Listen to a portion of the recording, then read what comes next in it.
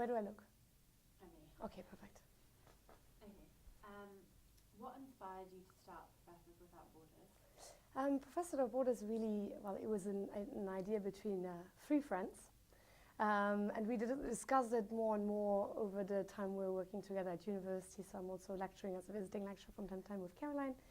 And we thought, you know, we have such a great opportunity here in the UK to study at all of these amazing universities and have all of that incredible education, but not everyone benefits from it, and that is just not fair. And rather than you know, the students that can't afford to come here, we go to them. So we thought, what can be our model to make this a reality for everyone, that no matter where they are, we bring high-skilled teachers to them. And that's really how the idea of Professors Without Borders came up. What do you hope this company can achieve?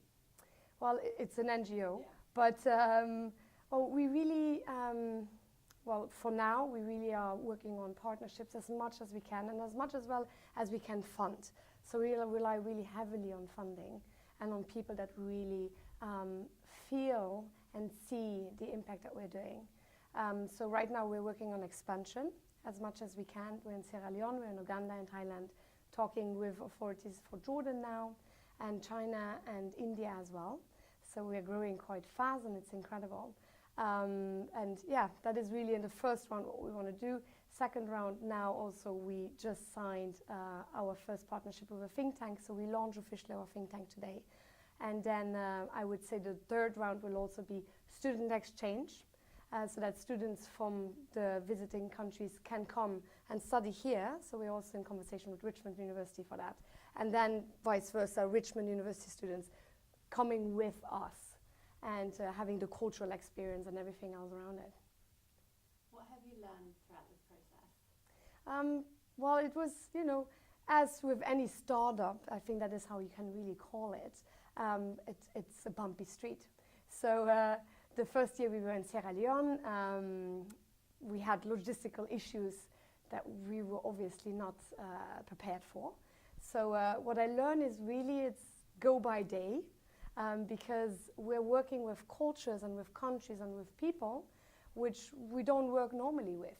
So it is really a learning process from both sides, from the inviting university as well as from Professors Without Borders. And I think that is the beauty of it, and that is what I have learned so far from it, that there is no basic framework for a startup NGO. It's just really to go as it comes. What's the biggest challenge that you faced? The biggest challenge that we faced, well, again, you know, you never know how it is at the universities when we arrive. So it is always good to interact with universities on paper, through email, phone and Skype. But once really you have deployed your teachers and you arrive on the ground, and I can speak for myself, I was teaching in Sierra Leone for the first year. It was difficult because also the infrastructures and the resources we have were very limited, and we did not realize how limited we really were. So we worked with what we had, but that made us really understand that we need to be even more prepared. Other than that, yeah, again, you know, it's the biggest difficulties is also funding. We want to make it self-reliant because, well, it is a dream of Caroline Magix and me to make this happen, but what if, and God forbid, something would happen to us? Who puts it forward then for us? And so we really want to, kind of like an infant, we help it walk, and then the infant needs to do its own life. And that is really what we hope it will achieve, that people believe in it, people support it, and walk with us to make it grow, and seeing the legacies in the next 10, 20, 30 years, and see what has happened with the students.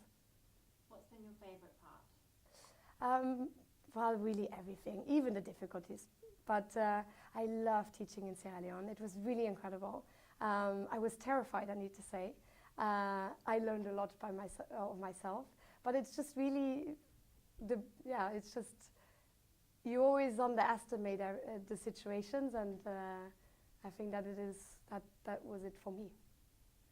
So, yeah. Great, thank you. Thank you so much.